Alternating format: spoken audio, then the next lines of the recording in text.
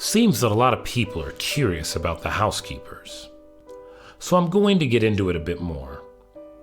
This may be disappointing to those who want to welcome a housekeeper into their homes, but there's no way to predict how or why they pick certain places to inhabit. They tend to gravitate towards houses, barns, and apartments, though for whatever reason, they also like shoemakers. Hypothetically, you could tempt a shoemaker by leaving a bowl of cream on your doorstep at night, but that also could attract any of the neighbors of the hills, some of which yins really don't want to mess with. I wouldn't risk it, no matter how much I hate doing dishes. In the case that someone reading this suddenly finds themselves with an unexpected, hairy houseguest, I'll give a brief overview on how to care for your housekeeper. I gave suggestions in the comments of my previous post, but I think it would be best to repeat them here for all to see. Housekeepers are only active at night. The first signs of a housekeeper infestation are you may wake up one morning to find that your entire home is spotless. Nice, right?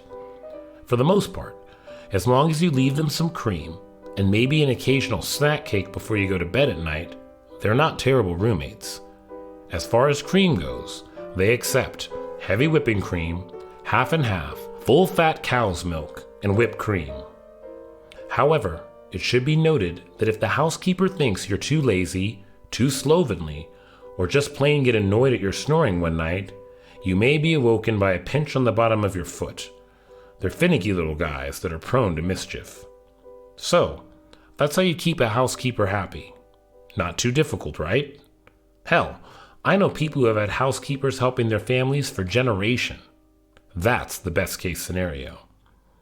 Now, let's look at the factors that can cause a housekeeper to transform. There's outright refusing to reward them for their work. Honestly, that's fair.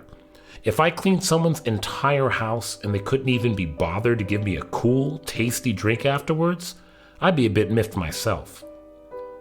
Another way that they can transform will be discussed when I discuss this atypical case. The first time I ever encountered a transform housekeeper was during my second week at Orion Pest Control, which was roughly 3 years ago. While that wasn't my first time encountering the unknown in my lifetime, it was the first atypical case while employed here. At that point, it was just the boss and I working at Orion. After spending the morning dealing with an especially nasty wasp infection in an old warehouse, I got stung 4 times. We got another call. Victor put the phone on loudspeaker so that I could hear what I was in for.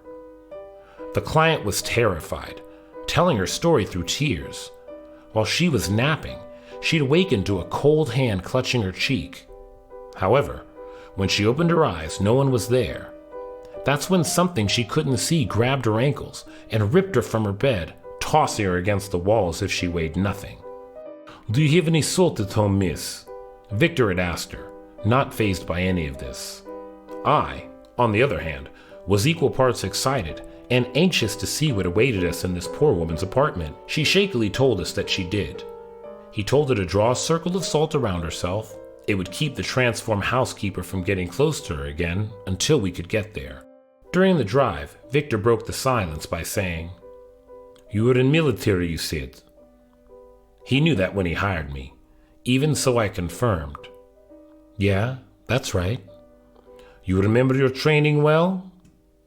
"I do." "Good. You'll need it." When we arrived at the client's address, we heard her scream. It was the kind of marrow-chilling shriek that haunts your nightmares, a desperate, animalistic sound you never want to hear another human being make. The boss hurriedly tried the front door, found that it was locked, then promptly kicked it down. The client was cowering on the ground in a ball. A headless, stout body covered in disheveled gray hair loomed over her, arms raised as it reached for her. Its skin was wrinkled and loosed, as if the body had belonged to a short, hairy old man. The only thing that separated the client from her tormentor was the circle of salt. There was shrill laughter in the corner of the room. The housekeeper's head, it was sitting on the table like a macabre centerpiece, its red eyes gleaming like twin flames as it cackled with glee. As the boss marched towards the body, he commanded me to get the head out of the house. the feeling of warmth and adrenaline creeping up my spine, I ran for the housekeeper's detached head. As I raced past the sofa, the furniture began to move on its own. My body reacted before my brain did, and I skidded to a stop on the wooden floor, just as the sofa slammed into the wall next to me. I could hear a struggle behind me as Victor dealt with the housekeeper's body. The lights flickered maddeningly, making it difficult to see as I crossed the room. A vase flew off a shelf right at my face as if thrown. Shielding my head with my arms, I ducked, broken glass falling into my hair as the vase smashed above me. The head leered at me as my hands covered each of its pointed ears. I couldn't help but notice that its teeth looked sharper than a typical housekeeper's. I tucked it under my arm, like a football, as I turned to make a break for the door. A tornado of broken glass stood between me and the exit. I covered my eyes with my forearm, putting my head down. I almost dropped the housekeeper's head, catching it by the hair just before it could slip from my grasp, which it did not like. It had a lot of colorful things to say about me, but I was preoccupied as a shard of glass embedded itself into the back of my hand, another grazing the top of my left ear. Gritting my teeth against the pain, I kept going. Pieces hit my work jacket, but couldn't get through the thick material. I was close. A shard stabbed me in the back of my thigh.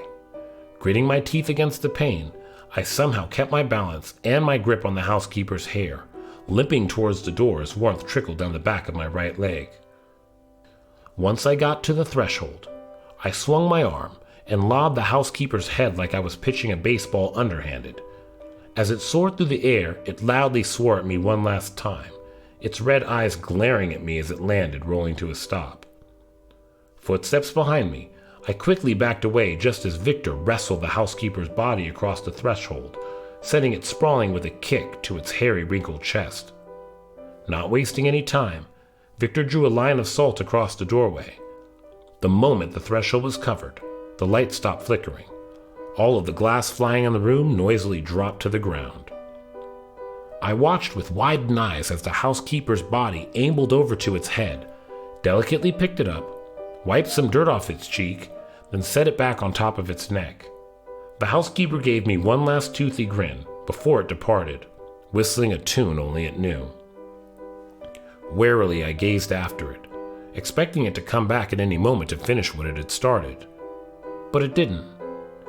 Meanwhile, the client was in the throes of a full-scale panic attack, crying against Victor's chest. He looked like he'd rather be anywhere else as he uncomfortably patted her shoulder, trying not to bleed on her. Victor hadn't been spared by the broken glass the housekeeper had hocus-pocused at us. He silently grimaced as he pulled a piece out of his cheek. The glass had just barely missed his eye. His hands had numerous shallow, bloody lines across the back of them.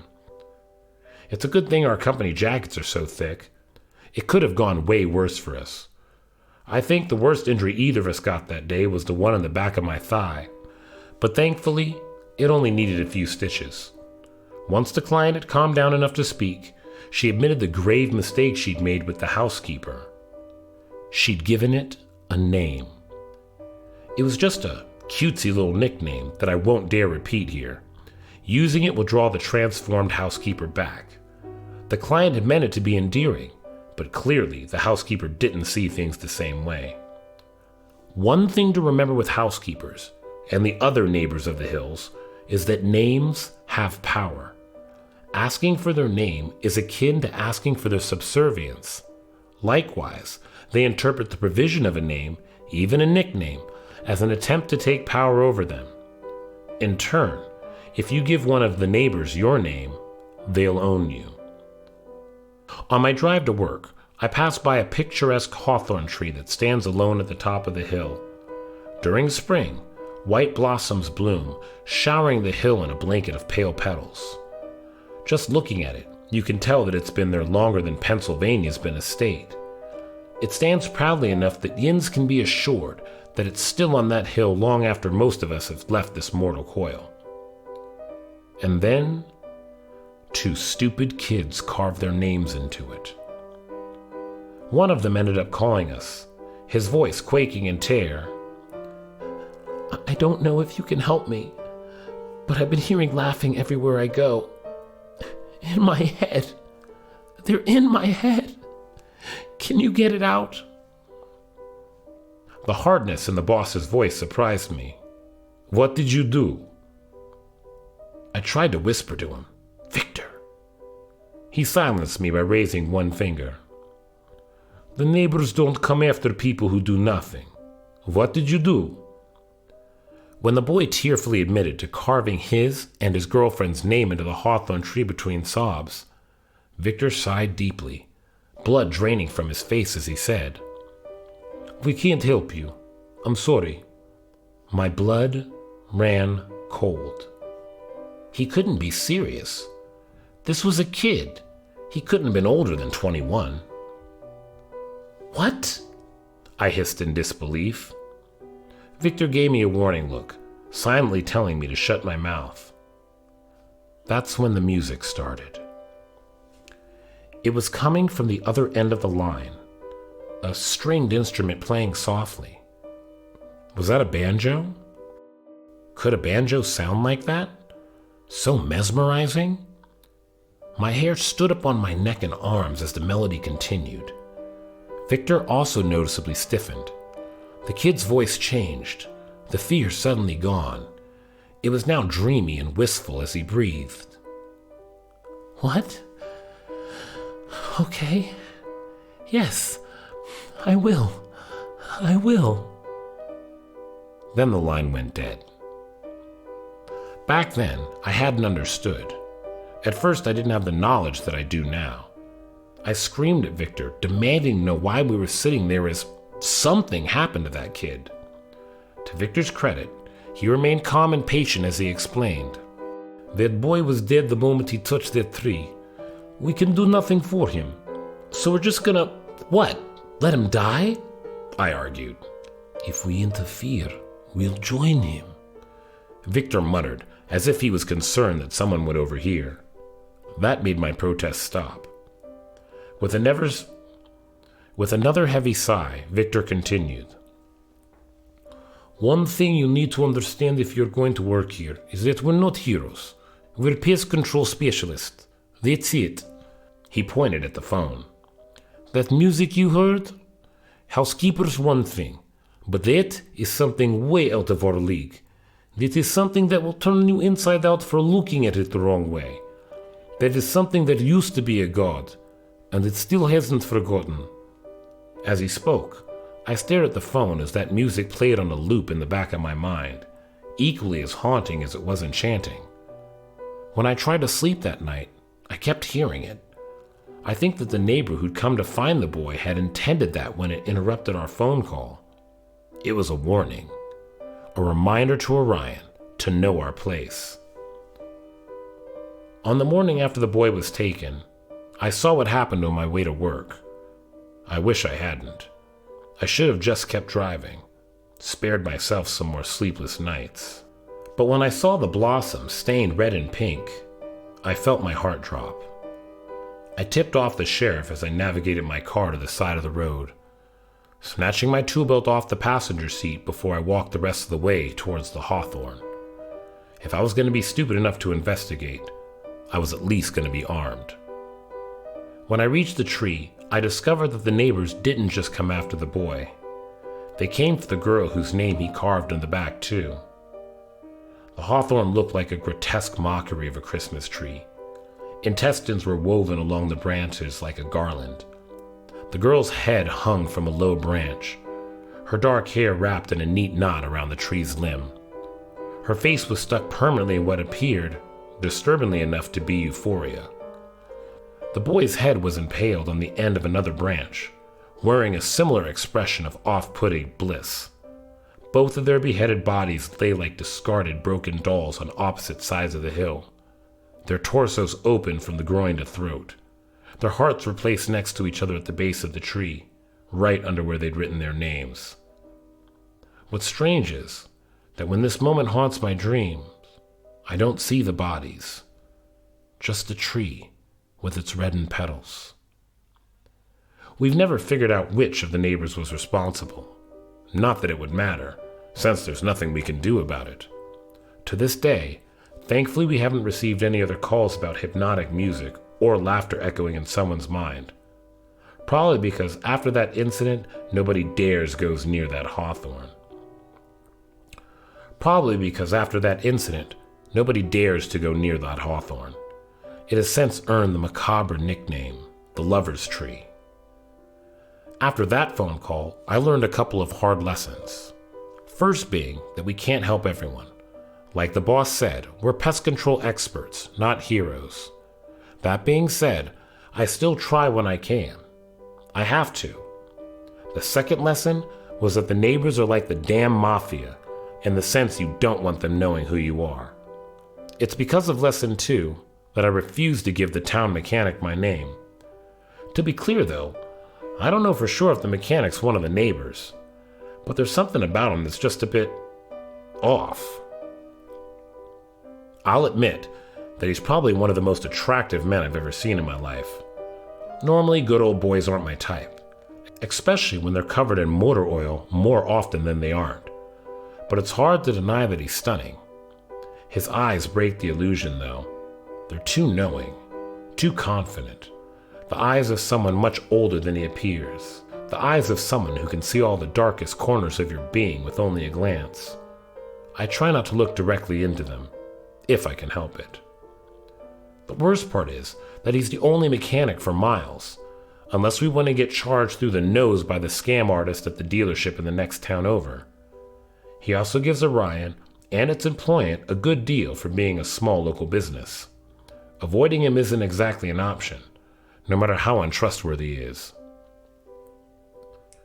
This encounter happened just last week, on the 3-year anniversary of the young couple being found at the hawthorn tree. Hey, this is Jay Taylor from Dante's Disciples, and I'm going to pause here. This has been Orion Pest Control, which is a pretty long series that I'm very excited about bringing to you.